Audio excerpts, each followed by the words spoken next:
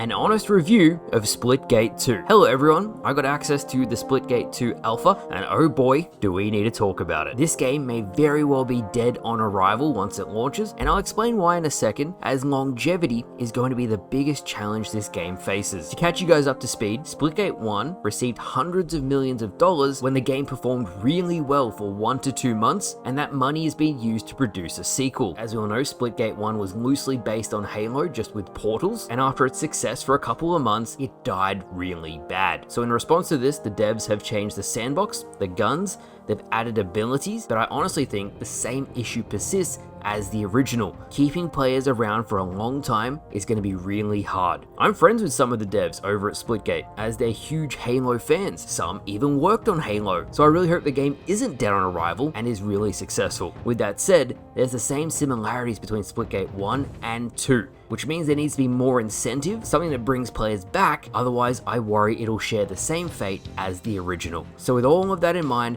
this is my review of SPLITGATE 2. I've put the game through its paces, broken it as much as humanly possible, and these are my thoughts from playing the closed alpha. The good news is the devs are very receptive to feedback, so they actually said they'll make changes based on the feedback we give to them. Now when I first saw the trailer, and this is what everyone was focusing on, the abilities. It seemed like SPLITGATE 2 was becoming like a hero shooter with loadouts and abilities, and personally I really didn't like this direction. And after playing it, it feels kind of gimmicky, but ironically if you use the class that uses the portals and you move really quickly, you can literally evade around all of the abilities, making them very redundant. I tried all of the abilities in the game and none of them were useful enough that I would pick them over quickly traversing the map with portals. I guess the devs did this to give the gameplay more complexity, but when pro players are doing this with portals already, yeah, it kind of makes everything else useless. Can move so fast, so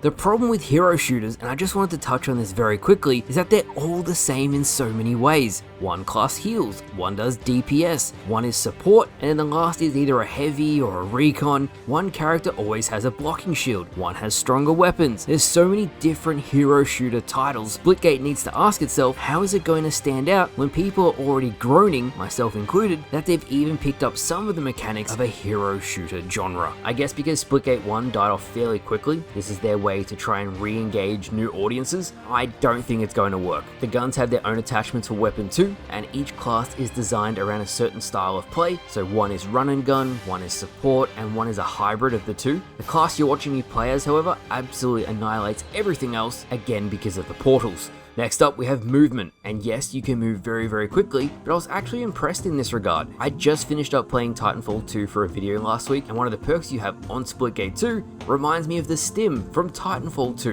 It gives you a huge burst of speed in-game, and the game itself also has air strafing, meaning you can control your character and your direction mid-air. Both of these are great. I found that if I stim, jump, and you land on a slanted wall, you will slide off at the max speed, and it makes you incredibly difficult to be shot. In all honesty, it feels like a watered down version of the Titanfall 2 stim mechanic, especially in many ways in regards to movement. That's not too bad at all. Moving on from that, we have weapons, and a personal nitpick very quickly is in terms of power weapons, there's an SMG on the map and a rocket launcher. An SMG, but no sniper, but seriously, the weapons have very generous aim magnetism. Very easy to aim. I guess because of the advanced movement, they want to make it easier for newer players. The main weapon I used was the carbine. It's effectively a CE pistol, the Halo 1 pistol. 3 shots to kill, with the third being to the head. You can start with a shotgun or an SMG as well, I guess again, to make it easier for the beginner level players to pick up, but those other guns are so damn easy to use. I think the meta is going to be shotgun SMG spam. It's a bit obnoxious, it's very easy to aim, so make of that what you will. And I did notice is the radar is always on, kind of like Destiny 2, so they can't camp in a corner with a shotgun, but they can get in close very easily, and it becomes really annoying when everyone is using shotguns. In any case, the weapons are fairly easy to use, the carbine is pretty fun, and it would let me cross-map players very easily.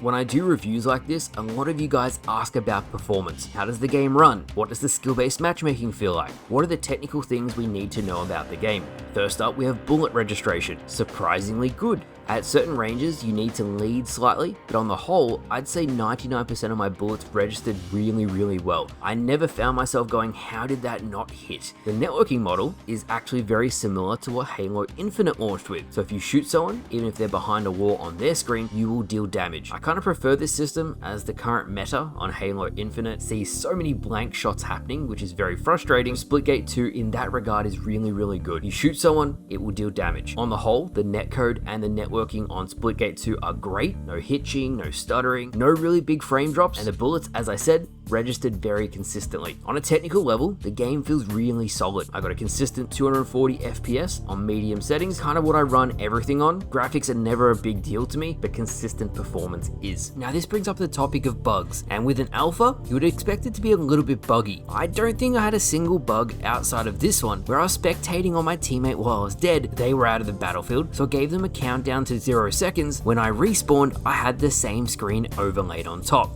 Now with this being an alpha, I'd imagine a lot of this is subject to change, but I'm going to talk about the next things anyway, as I feel like they'll all be relevant to the full game when it drops. Skill-based matchmaking was like older Halo titles. Some games were very sweaty, other games were very chill, some games were hyper competitive, other games were not. I feel like this is what a lot of players have been looking for in video games, with algorithms not telling you you're going to lose or win. It feels more organic. The character I chose literally reminds me of Zero from the Borderlands series. You could swap the models between the two franchises and you would not be able to tell. So again, make of that what you will. The maps are beautiful, very well done, and I didn't find any maps I didn't like. They all played really well, which was great to see. So with all of that said, Splitgate 2 on a technical level is very good. Lots of things to really like, and the only thing I really noticed was the portals are very overpowered once you master them, and King of the Hill, for some reason, the respawn timer is 20 seconds long. Each time someone on your team kills an enemy, it will drop that respawn by 3 seconds. Way too long. It's also important to note the game modes are 4v4, and the game feels centered around hyper competitive play. One thing I really need to point out is the skill gap is so high, it might actually be too hardcore for casual audiences. It's all well and good to have a skill gap, but when you combine the movement, the perks, the gunplay, and even the portals, especially when you're watching the pro player portal back and forth, that's going to turn off a lot of people. A skill gap is good, but in this day and age, if you go super ultra hardcore, which I'm personally a fan of, I know it's going to turn some people off. I do worry that in many ways it feels too close to Splitgate 1 in terms of stench, like it gives off the same vibe, and that just like Splitgate 1, it'll have a brief period of popularity